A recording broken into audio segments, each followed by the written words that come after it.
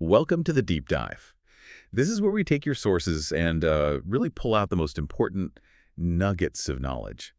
Today we're diving into a truly ancient and, well, profound set of texts. Duka-nipāta. And this isn't just some dry historical document, It's a collection of short, powerful verses, almost like little poems or wisdom nuggets. Yeah, insights. Insights, spoken by various wise elders. They're called theras in this tradition. That's right. Think of it maybe as a shortcut to getting up to speed on some deep human experiences, spiritual insights. Exactly. And our mission for this deep dive is really to explore these very brief but incredibly rich declarations. They offer this unique window into, well, timeless truths about existence, the human condition, the path to inner peace. Things that we still grapple with. Absolutely. We'll pull out some surprising facts, some fundamental insights that are honestly remarkably relevant today. We want to help you understand what's most important in these reflections, get those aha moments without feeling totally overwhelmed. Okay, let's get into it then. So many of these verses kick off with a pretty stark observation, but it's also kind of liberating. It's about the nature of reality. Impermanence. Right, it's foundational, a core concept. And these elders, they just nail it with such clarity. Like Theragāthā, verse 121, he says, there is no existence permanent, nor are formations eternal. Those aggregates arise and pass away again and again. What exactly are aggregates here? Good question. Basically, it's the components of what we perceive as, say, a person, or even reality. Yeah. Our body, feelings, perceptions, thoughts, all that stuff. It arises, it passes. Constantly. Yeah. And what's truly remarkable, I think, is how they immediately jump from just observing this impermanence to stating its profound implication for personal freedom. This isn't just philosophy for them. Not just thinking about it. No, it's presented as the very basis for releasing yourself from suffering. Theragāthā connects it right away in the next verse, 122. He says, knowing this danger in existence, I have no desire for existence. Released from all desires, my defilements are destroyed. Defilements, like greed, anger. Exactly. Mental impurities, hindrances. So what the logic is, grasp impermanence deeply. And that attachment, that craving that causes suffering, it starts to dissolve. Wow. So it's a deep internal shift, not just nodding along intellectually. Precisely. And it's not just about the outside world changing, but how our own minds kind of keep the suffering going. Yes. Nikāya in verse 145 gives this really vivid picture of time just racing by. Oh, yeah. Days and nights pass, life ceases, lifespan diminishes like water in a small river. It's quite poetic, but stark. Like watching sand through your fingers. Exactly. And then comes the warning, fool doesn't realize bad deeds, later it's bitter, the result is evil. A reminder that our actions matter, even in this fleeting existence. They absolutely do. If you can truly get your head around the fact that nothing lasts, it just fundamentally changes how you react to everything. Loss, gain, every single moment. This deep understanding, it's not just acceptance, it's like a practical tool for finding stability within the flux. It frees you from that anxiety of trying to cling on to things. Which is constant. It's a powerful aha moment, really, for anyone looking for inner calm in this, chaotic world. And Theragāthā reinforces this, verses 183 or 84. He brings in that classic metaphor, the house builder. The house builder. Yeah, the idea is that our own craving, our own mind, is the builder that creates repeated existence, repeated suffering. The verse goes, houses are impermanent, seeking the house builder. Birth is suffering again and again. House builder seen, no more houses, all rafters broken, ridgepole destroyed, mind liberated, here it will vanish. Seeing the builder stops the building. That's a potent image. Understanding the root cause, our desire to build, to hold on. Okay, this is where it gets really interesting, I think. Because it's not just these big concepts like impermanence, but the really specific, sometimes subtle ways we get tangled up. Right, and it brings up that crucial question, what's the difference between knowing something intellectually and actually living it, embodying it? These verses push us beyond just like nodding along. They demand deeper self-scrutiny. Okay, like what? Well, take Piṭaka, verse 124. He points out a danger you might not expect. External validation. Praise. Praise. How's that dangerous? He calls veneration and praise in families. So, social approval, he calls it, like mud. A subtle, hard-to-bear dart, difficult for a weak person to abandon. Oh, like mud, a dart. That's strong language. A subtle poison, almost. So does this mean they're saying, go live in a cave? Or is it more nuanced? Because it feels like the issue isn't the people, but our attachment to their opinions. You've hit it exactly. It's the attachment. Radhathera uses this great analogy, the house, in verses 133 and 134. The house again. Yeah, but differently. As a poorly roofed house is penetrated by rain, so an undeveloped mind is penetrated by passion. As a well-roofed house is not penetrated by rain, so a well-developed mind is not penetrated by passion. So develop the mind, fix the roof, and then the rain of passion, or maybe even praise or blame, doesn't get in. Precisely. It's not about avoiding people or situations, but about cultivating a mind that isn't easily swayed or disturbed by them. Wisdom is the good roof. I see. These verses suggest that even positive things, like social connections or recognition, can become snares if we approach them without that wisdom, without that well-developed mind.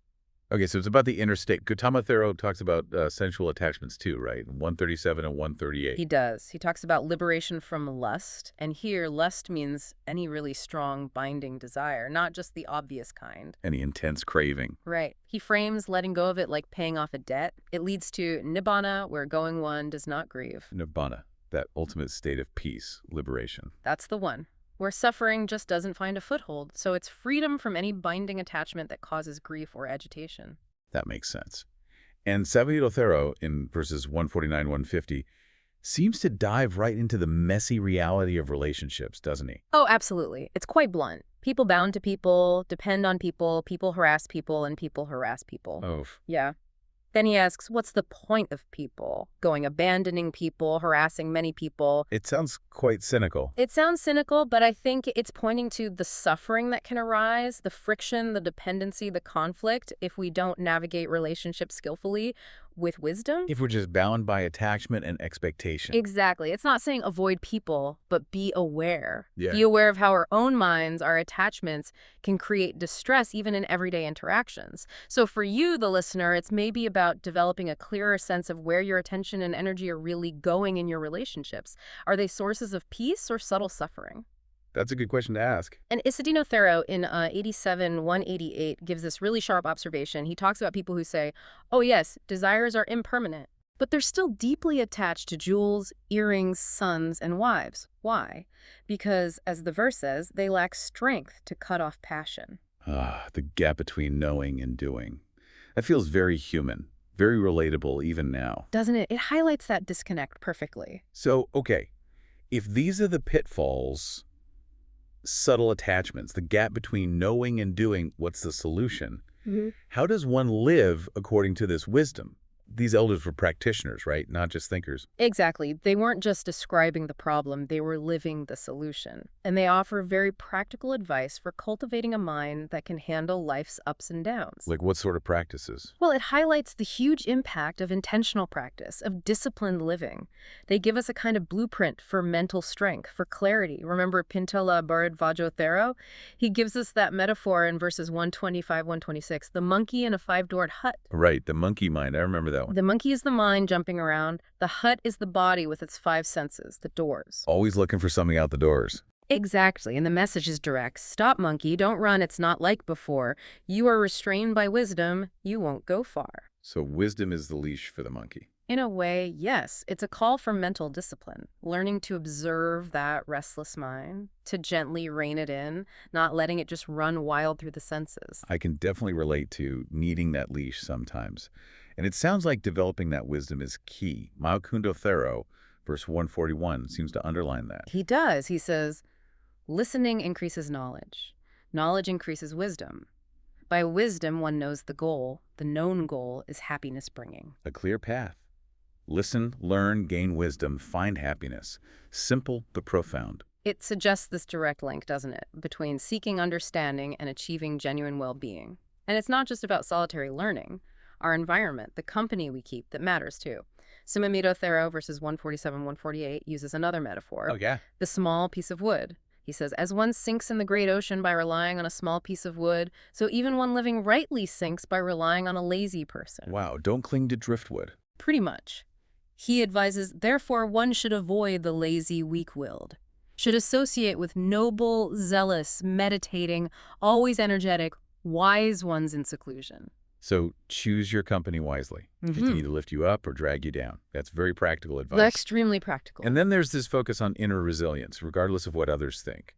Siramathero verses 159, 160. Yes, this one's powerful. It's about the internal locus of control.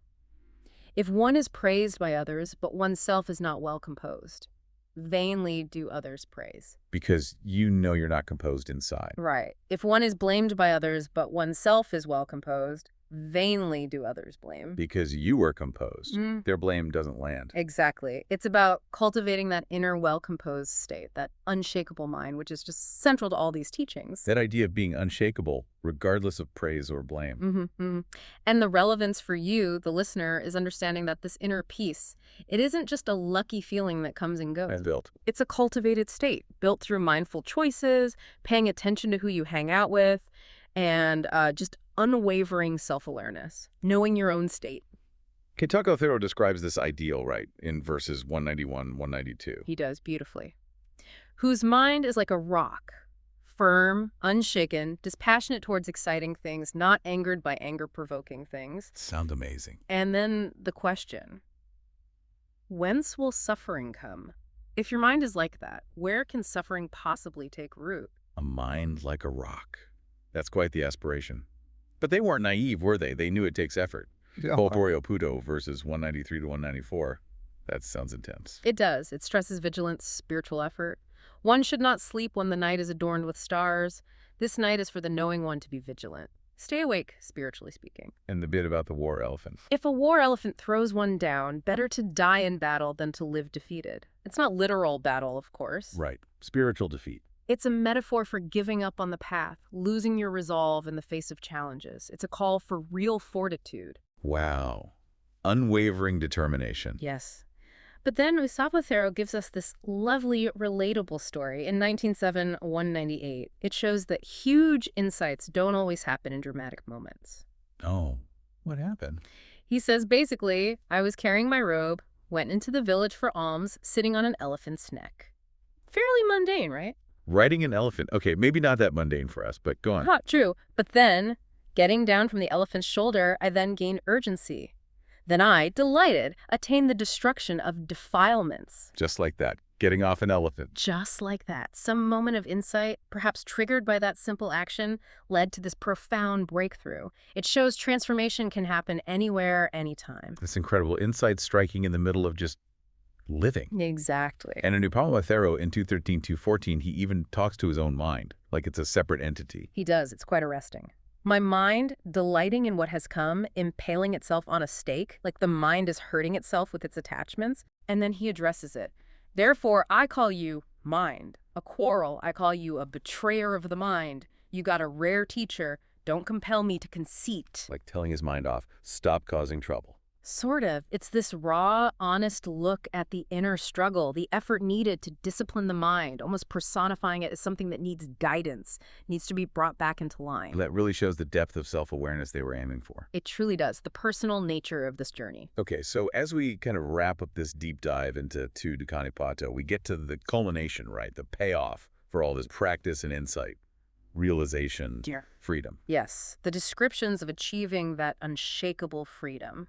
Gagatiryo Bhikkhu, verse 128, puts it very simply, looking back. In the third rainy season, the mass of darkness was destroyed. Like ignorance just vanished.